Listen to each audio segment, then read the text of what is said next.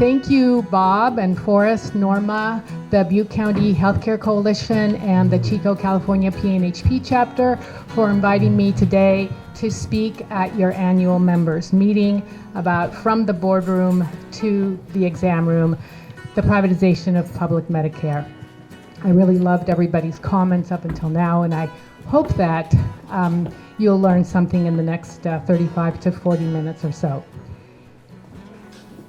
So our objectives for today are going to be to review the difference between traditional Medicare and Medicare Advantage and the march towards the privatization of Medicare, to understand something called value-based payment models and accountable care organizations and how they threaten to privatize traditional Medicare, to describe the California Office of Healthcare Affordability and how it promotes privatization of actually all healthcare in California, and then finally to take action to protect Medicare from privatization. So the first question that we should ask ourselves and to try to answer is, why do we care if Medicare is being privatized? And I believe that as single-payer Medicare for all healthcare activists, if Medicare is under threat, so is the dream of single-payer Medicare for all. The Medicare Trust Fund is being plundered. Wall Street is making billions off our payroll deductions. And finally, Medicare might not be there for us, for our children, or for our grandchildren. And that's why we must protect Medicare now, or there won't be any Medicare for all left to fight for. Now, we probably all know the term Achilles heel refers to a vulnerability or weakness. It is rooted in the myth of Achilles' mother dipping him in the river Styx to make him immortal, which you can see in this painting, making his entire body invulnerable except for the part of the foot where she held him, the proverbial Achilles heel. Thus was Medicare born, with a small but important vulnerability, the intersection of private insurance plans into this otherwise public program. Now, to understand this, let's start with a bit of history. As we know, in 1965, Medicare was passed by Congress and signed into law by President Johnson to cover the healthcare costs of seniors 65 and older, who were at that time almost uninsurable by private health insurance companies because they saw seniors as a business loss. And to accommodate the opposing factions, of which there were many, including the American Medical Association, President Johnson didn't just pass a single Medicare, he passed two Medicares, Part A and Part B, and then also came with a Medigap plan. And over the years, C was added, and finally D. Now, to go back over the different parts, the initial accommodation created Part A to cover 100% of hospital costs, and that's the reason why you see that little hospital icon on top of A. And that was provided by the US government and had no premiums. Now, Part B would cover outpatient costs, and that's the little icon there with the doctors, the x-rays, labs, and so forth, but only at 80% coverage, also provided by the US government, but with monthly premiums.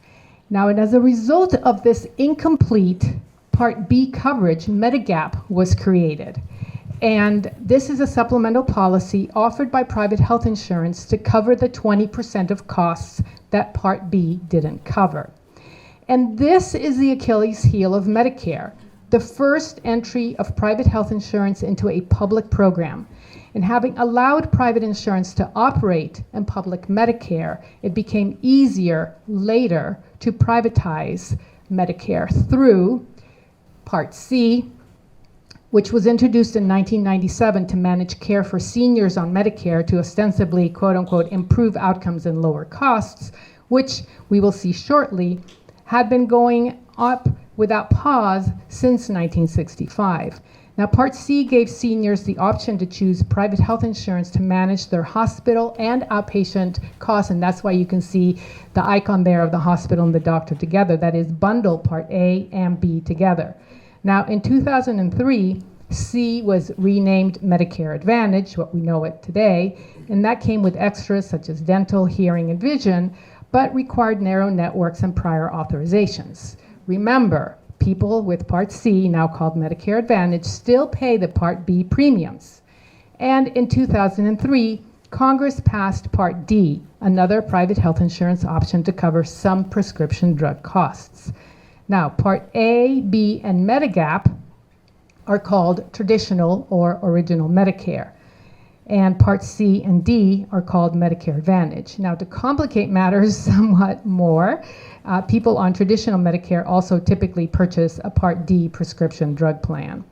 And the dollar bills are to remind us all that Medicare Advantage is public money transferred into private companies through contracts with the Centers for Medicare and Medicaid Services, also known as CMS, and that is the definition of privatization. Now, I like to think of Medicare like a pie, which in 1992 looked mostly blue. That is, most beneficiaries were on traditional Medicare, and only a very small percentage, you see that little slice in green, chose a private health insurance company to manage their Medicare through Part C. What we will see in the next few slides is the forward march of privatization of Medicare. So in 2005, the percentage of beneficiaries choosing Medicare Advantage jumped to 12%. In 2010, the percentage jumped to 25%. By 2015, almost 1/3 of beneficiaries chose Medicare Advantage. By 2020, 42% chose Medicare Advantage, so that's all in the green. By 2024, this year is the first year that over half of the beneficiaries choose Medicare Advantage over traditional Medicare. By 2025, it is projected that 56% will choose Medicare Advantage, and by 2030, 60% of beneficiaries will be in that green slice of the pie on Medicare Advantage. Now, by the way, all the slides have references at the bottom, and even though it might sound like I'm making this stuff up, I am not. But rural communities look different than the Medicare pie in the United States. Here in Butte County, the pie today looks like the pie did in 1992. 91% of seniors choose Medicare Advantage. And in fact, in California, seniors who live in the light blue counties are overwhelmingly in traditional Medicare. And you can see those light blue counties, that's northern counties, eastern counties, central coast counties. They are choosing traditional Medicare, whereas urban seniors are more likely to choose Medicare Advantage. And I'm assuming some of you are on Medicare. And how many of you are on traditional Medicare? Yeah, this is very interesting, very different than the other talks that I typically give. Typically, it's the other way around. But in Butte County, it is different because rural counties, the seniors and people with disabilities choose traditional Medicare much more so. But across the country, more seniors are choosing Medicare Advantage. And the question is, why are seniors choosing Medicare Advantage? Well, it's cost. In 2024, seniors without any hospitalizations for Part A, B, D, and a Medigap plan pay on average about $6,557 per year. And that's compared to those on Medicare Advantage that are paying $2,100 per year. However, remember that with Medicare Advantage, you have to agree to narrow networks of physicians, specialists, and hospitals, and that 99% of Medicare Advantage plans include prior authorizations. Now, not only is Medicare expensive for seniors, it's also expensive for the federal government. And if we look at the Medicare budget here from 1965 to 2024, you can see that the Medicare budget, which in 1965 covering 20 million seniors was started at $10 billion per year, has been going up and up and up and up and up and up until today, where it covers 65 million beneficiaries, and the annual budget is $1,000 billion. So it's easy to understand why the federal government would want to find a way to control costs. Unfortunately, as we can see, Medicare Advantage has not done so. In fact, corporations have been making billions off Medicare for decades, and Congress knows this, CMS knows this, but how are they bilking the government? Well, Medicare Advantage plans are given upfront payments and those are called capitation payments for every beneficiary in their plan. And if they're given these payments for each beneficiary up front, they will want to select the healthiest patients possible. So they can keep as profit what they don't spend on care, and this is known as cherry picking. And they will also want to get rid of the sickest patients so they don't have to spend more than they get from Medicare, and this is known as lemon dropping. Now, they're also going to put up barriers to care. And in fact, an Office of Inspector General report showed that up to 13% of these prior authorizations requests that were denied by Medicare Advantage plans met Medicare coverage rules, and this is known as prior authorizations. They will add conditions that don't exist for healthy seniors, increasing that capitation payment, that upfront payment, and not spend a penny more on their care, and this is known as upcoding. And finally, a recent report from Physicians for a National Health Program estimates that Medicare Advantage companies are overcharging Medicare by as much as $140 billion every year, and this is known as fraud. Now, there is ample evidence that profit is bad for health. I'm just going to look at 3 institutions: dialysis, thank you, hospice, and nursing homes. So, as we've been talking about before, 95% of all dialysis centers in the US are owned by for-profit corporations, really 2 for-profit corporations. Patients at for-profit dialysis facilities have greater odds of dying than patients at not-for-profit facilities, even with similar health conditions. And as a result, over 3,800 excess deaths could be averted annually in the US if all dialysis patients were treated at not-for-profit centers. Further, 2/3 of all hospice facilities are owned by for-profit companies, many of them private equity firms. For-profit status at hospices is associated with fewer services, less clinically skilled staff, more formal complaints, more discharges of sicker patients, and more hospital and emergency room use. And finally, even the vast majority of nursing homes are owned by for-profit companies, and for-profit nursing homes skimp on nursing care and have more citations for quality deficiencies and have a higher death rate than nursing homes run by not-for-profit systems. Now, profit is also bad for the Medicare Trust Fund. The Medicare Trust Fund is actually made up of 2 parts. The Hospital Insurance Fund, which is funded by our payroll taxes. That's what we pay or paid into Medicare every 2 weeks, and that pays for the Part A benefits. And then there's the Supplementary Medical Insurance Fund, and that's funded by general revenue and Part B premiums, and that pays for the Part B and D benefits. Now, the more money that goes from the Medicare Trust Fund to corporations, the faster the funds will be depleted. The Hospital Insurance Fund actually is projected to run out of funds by 2036. Another way of talking about transferring public Medicare money to corporations is privatization, which is defined as the transfer of public funds to private hands. But profit is good for business. While seniors anguish between choosing a medication or a meal, the annual gross margins in the Medicare Advantage market are almost double the margins in the individual and group markets. Now, let me explain what that means. That means that insurance companies are making twice as much profit from sick, frail, old, disabled people than they are from healthy, young, working people. Yeah.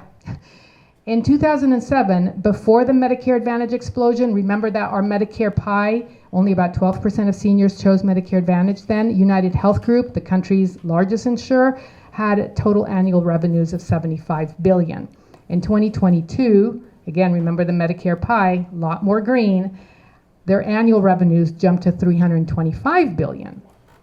Certainly not all from Medicare, but Medicare has been called the cash cow by insurance executives. And for good reason. Medicare Advantage accounted for $361 billion of federal spending in 2021, but is expected to grow to $943 billion by 2031.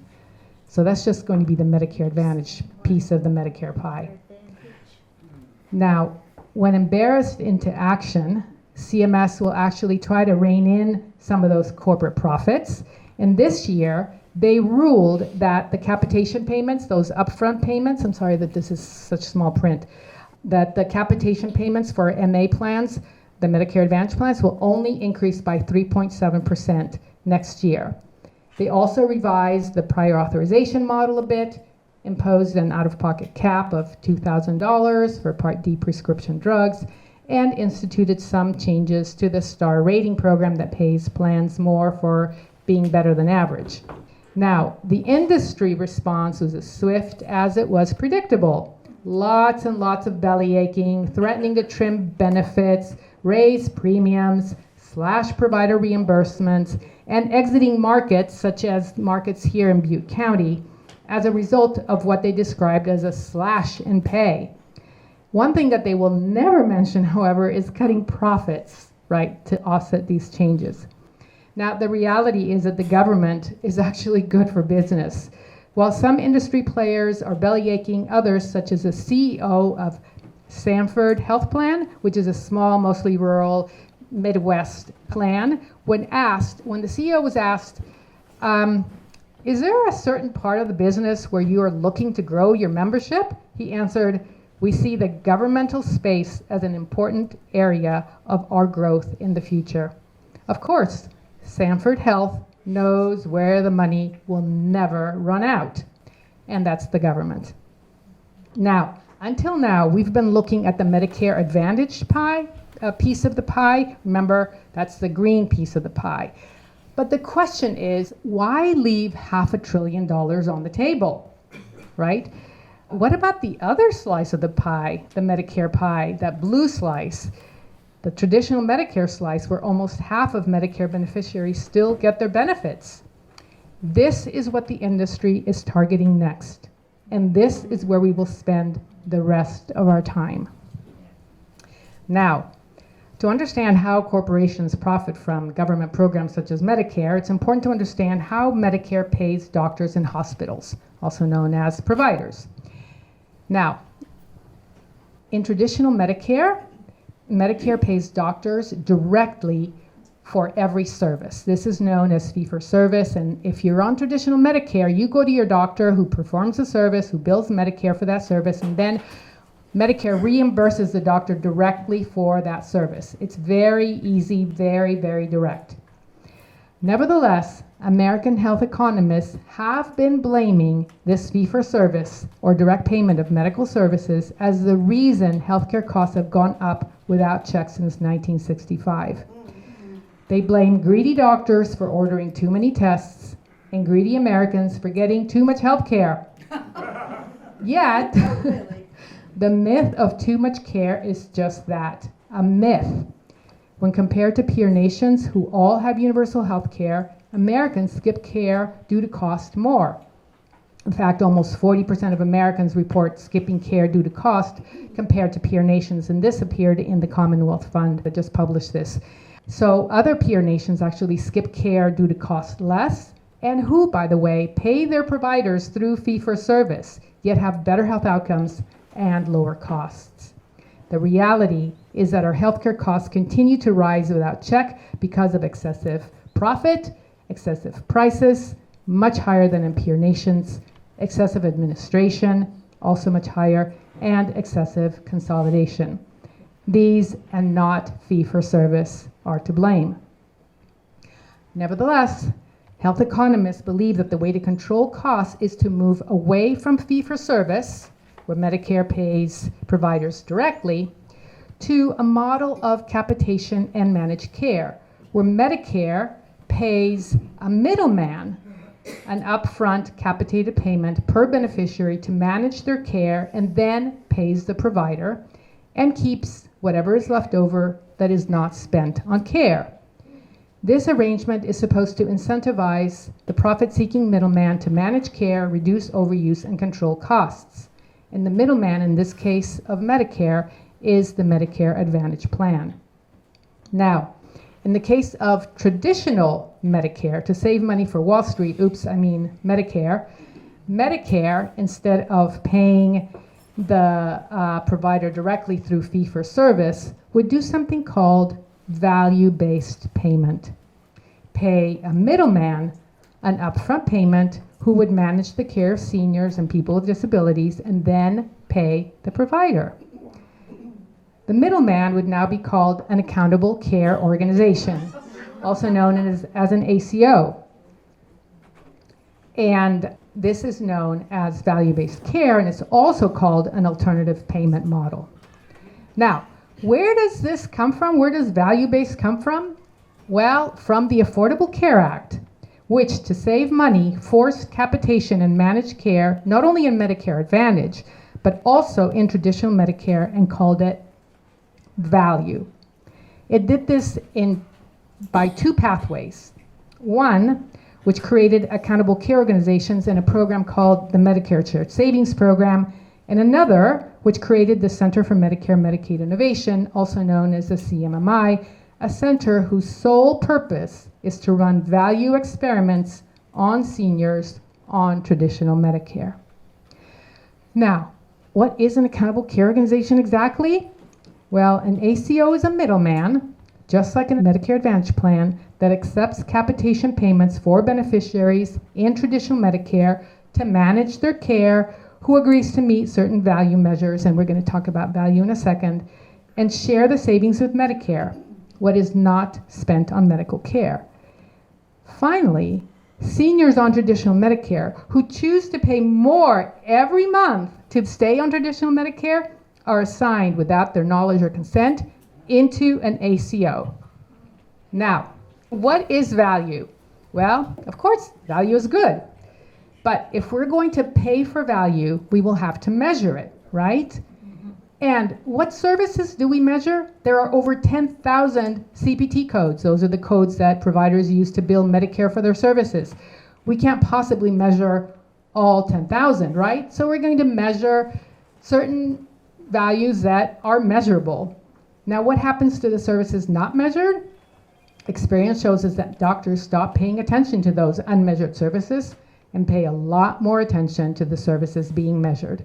They teach to the test. And it's not cheap. Physician practices spend about $40,000 per physician per year to report quality measures, not to improve them, just to report them. And if value can't be defined or measured, should it be the metric to reimburse and reward medical care? Well, apparently so. All value-based payment ACOs do three things. One, they all insert a middleman between Medicare and the provider to manage care. Remember, there was no middleman in traditional Medicare. They all use performance measures to increase value, however you choose to define and measure it, to financially incentivize doctors, putting the doctors on the hook to produce savings, and they all set up spending targets. Payments for every beneficiary, similar to capitation, and the ACO gets to share what they don't spend on medical care with Medicare. So let's find out, how do these shared savings actually work? Let's take an example. Medicare gives value-based company Good Profit $12,000 to take care of Mr. Smith this year. If the Good Profit doctor only spends $300 for a well visit on Mr. Smith this year, then Good Profit and the doctor save $11,700 and get to keep a certain percentage of that amount as profit. If, however, the Good Profit doctor spends $36,000 on Mr. Smith because he gets sick, Good Profit and the doctor owe Medicare $24,000, and how much they owe depends on the financial arrangement with Medicare. Value-based payments undermines the relationship between the doctor and the patient, making the patient ask, whose best interest does my doctor have? Mine or the ACO's? Oh, now, according to the CMS website, there are currently about a little over 450 ACOs serving 11 million beneficiaries, which means that about a third of the beneficiaries on traditional Medicare are already assigned to an ACO. And I'm assuming maybe some of you in this room are assigned to an ACO, and you might not even know it. An important study was recently published in the Journal of American Medical Association, and that found that ACOs were associated with net losses to Medicare up to $1.4 billion during their 9-year study period. So ACOs are not saving money for Medicare. Now let's look at the other pathway. Remember, there was that one pathway that went to the ACOs and the other pathway that went to the Centers for Medicare and Medicaid Services. Well, ACO REACH is the largest value-based experiment from the Innovation Center. In fact, over 2 million individuals on traditional Medicare are in ACO REACH entities. It started as direct contracting entities, or DCEs, under the Trump administration, and then was green-lighted by the Biden administration, which changed the name from DCEs to ACO, Accountable Care Organization, REACH, Realizing Equity, Access, and Community Health. They just changed the name and added equity. Not necessarily, I mean, they just put the word equity in there. Just like every other ACO, it inserts a middleman called an ACO REACH to accept capitated payments and manage the care for seniors on traditional Medicare.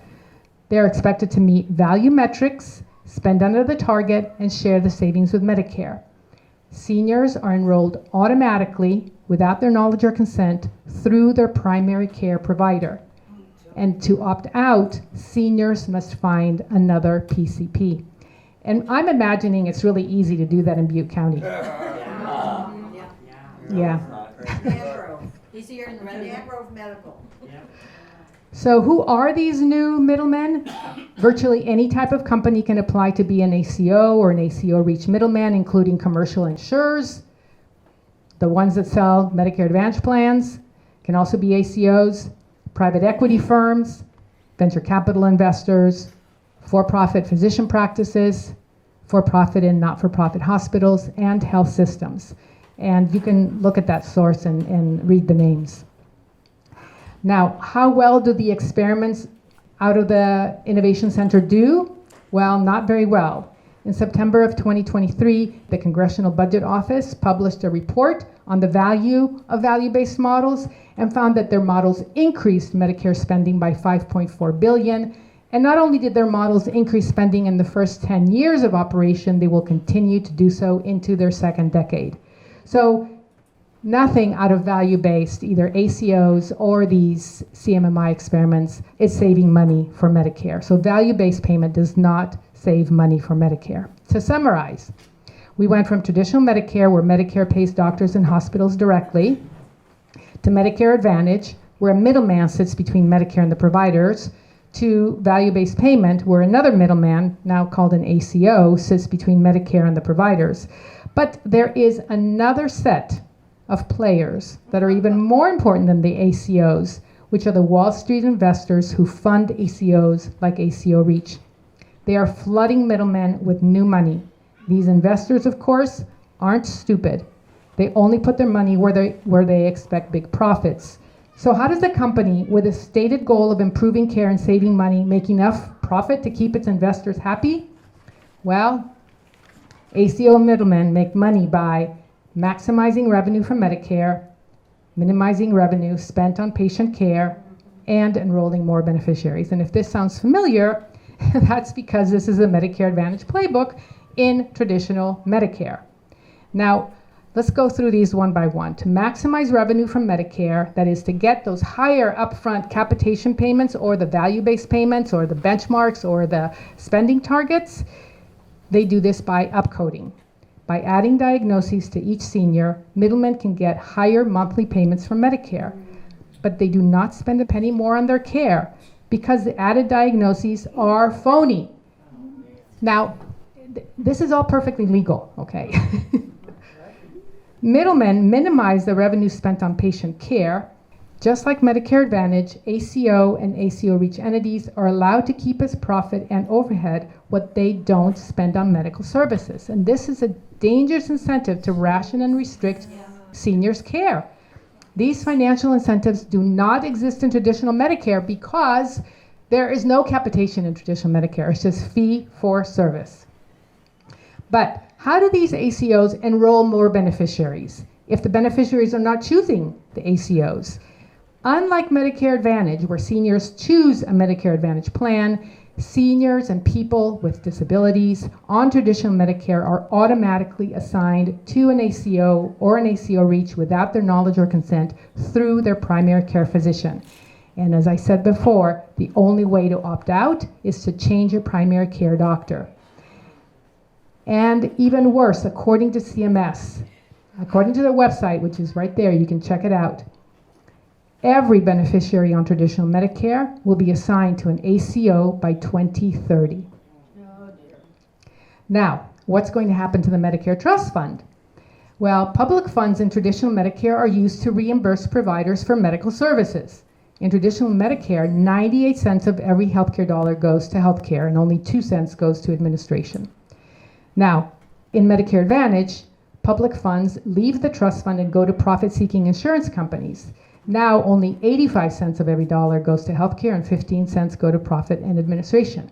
But in ACOs and ACO REACH, public funds go to corporations, which threaten the solvency of the Medicare Trust Fund, because in some of these ACO arrangements, as little as 60 cents of every dollar go to healthcare and up to 40 cents go to profit and administration. And again, all the references are right there. Privatization of Medicare threatens senior choice, because all seniors on traditional Medicare will be enrolled into an ACO without their knowledge or consent by 2030. Senior care, because doctors have a dangerous incentive to ration and restrict medical care. Senior trust, because it makes the senior ask, whose best interest does the doctor have, mine or the ACO's? Right. And the Medicare Trust Fund, which will be unable to provide full Part A benefits by 2036. Public funds should stay in public programs for which they were created and not handed to greedy corporations or middlemen. Now, to go back to our Medicare pie, the privatization of Medicare through Medicare Advantage or through profit-seeking ACOs will mean privatized Medicare for all by 2030. So what should we do? Well, as we've seen, Medicare is under threat. The Medicare Trust Fund is being plundered. Wall Street is making billions off our payroll deductions. Medicare might not be there for us, for our children or our grandchildren. And finally, if we don't fight for Medicare now, there won't be any Medicare for all left to fight for. We must protect Medicare now. But how? Well, if you would like to do something right now, take out your smartphone. You can scan this QR code and you can sign the petition to President Biden urging him to stop selling Medicare to Wall Street. So that's one thing that you can do. The next thing you can do is scan this QR code and download a letter to your member of Congress. I know. Asking him to urge President Biden to put a stop to all value-based payment in traditional Medicare. Or you can just call the White House directly and leave a message urging President Biden to stop privatizing Medicare. Every other day. Every other day, right? You can't do it every day. He's busy doing other stuff. So, now, while you guys are all doing this, I'm going to tell you what we've been doing in California, which is really, really, really inspiring. In California, we have already started the fight. In September of last year, of 2023, as a result of hundreds of activists from CARA, actually from the California Alliance of Retired Americans, from the movement to end privatization of Medicare, and from many other organizations, the California State Legislature passed something called Assembly Joint Resolution 4. And what does that do? It made California the first state to go on record, and actually the only state to go on record, opposing ACO REACH and corporate profiteering in Medicare. So it was a huge, huge victory for us. So this was 2023. In 2022, the same California state legislature passed SB 184, the California Healthcare Quality and Affordability Act, which established the Office of Healthcare Affordability, also known as OCA, with a mandate to slow healthcare spending, that's okay, that's fine, to collect data, and to enforce spending targets set at 3% for 2025 to 2029. And we're going to get to these spending targets in a second. And to promote something called high-value system performance through the adoption of alternative payment models, which we learned today, like 15 minutes ago, that these are value-based care models. So this is not just about Medicare any longer. It's about practically every doctor, hospital, health system, insurance plan, and patient in California. And then the third thing was to assess markets consolidation, which is a good thing, but other agencies are already doing that in California, so we don't really need OCA to do that. Now, there were some statutory requirements to slow down healthcare spending. To do this, OCA, and I'm just going to use OCA because the whole thing is too long, will enforce the 3% spending cap on over 700 healthcare entities in California. So that's what I said. That's practically every doctor, hospital, health system, insurance plan, and patient in California. And that will include millions of people in California. And how are these entities supposed to achieve these spending targets? Will they be given more resources, a global budget, single payer? No. Entities will be forced to shift away from fee-for-service to value-based payment, just like the ACA did, which they call alternative payment models. Something we know does not slow down healthcare spending. We know that. We have plenty of evidence from ACOs and the CMMI experiments. Now, as we will see, also entities failing to meet these cost targets are going to be fined. So they have huge incentives to keep these costs down. And as we will see, these caps will harm sick, poor, and people of color the most. And finally, regulating thousands of these value-based payment models will only add to administrative bloat and cost as if we didn't already have enough. So think about what this means. Healthcare entities in California will be fined if they spend 3% above their spending cap. Now, to set a spending cap, obviously, for over 700 entities in California, you must calculate the cost of every individual in that system, right? Otherwise, how are you going to come up with 3% above the cap? You need to have their cap, right? So that's number one. And to calculate the cost, OCA will use something called risk adjustment. And I don't want to get too much into the weeds because it's late, but Medicare uses risk adjustment to figure out capitation for Medicare Advantage and also for these benchmarks and for these spending targets as well in traditional Medicare. And typically what they do is they give you higher capitation for sicker patients and lower capitation for healthy patients. And unfortunately, that's where the upcoding comes in. So OCA has decided to avoid upcoding, they're only going to use age and sex and nothing else for risk adjustment. Now, I mean, it's good not to upcode, but honestly, it is. It's exactly that. Now, let's just put that on hold. They're going to have to meet spending targets using capitation and value-based payment. So we know that they're going to have to meet these targets using tools that are incapable of meeting those spending targets. And imagine that you are the CEO of whatever health entity we're talking about. Either it's a private practice with more than 25 physicians, it's a health plan, it's Kaiser, it's a health system, it's a hospital system. Which patients are you going to choose to cover? I mean, are you going to choose the sickest patients to cover? Because, I mean, how are you going to meet your target? You're only going to meet your target if you have healthy patients.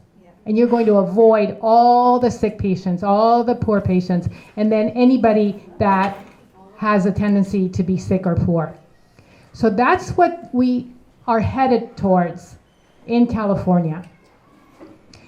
And just so that we are clear and we understand what OCA is talking about, in their Appendix A, which called for implementation guidance for APM, which is alternative payment models, which are value-based payment models, they said that they are encouraging design core model components to align with models already widely adopted in California whenever possible. And examples include the Medicare Shared Savings Program, ACOs, and the Realizing Equity, Access, and Community Health REACH program. So we know exactly what kind of value-based programs they want these health entities to use in order to meet those spending targets. I think you guys should continue this organization because it sounds like you have a long, wonderful history. But if you have any extra time, you can join the movement to end privatization of Medicare. You can visit your state legislature. Senator Daly and Representative Gallagher, I'm sure want to hear from you. We've talked to him numerous times. Oh, good. You can talk to him you can educate them about OCA. Tell them to protect the health of patients in California and to end OCA now. Now, my email address, if you want to join the movement to end the privatization of Medicare, is annamalinow@gmail.com, so it's easy. And if you want to take down my phone number, 707-340-9522. The movement to end privatization of Medicare is made up of wonderful organizations across the state. We have great members. We meet once a month, the first Saturday of the month. In fact, our next meeting is this Saturday at 9 a.m. I invite all of you to attend where we're going to be talking about this specific issue.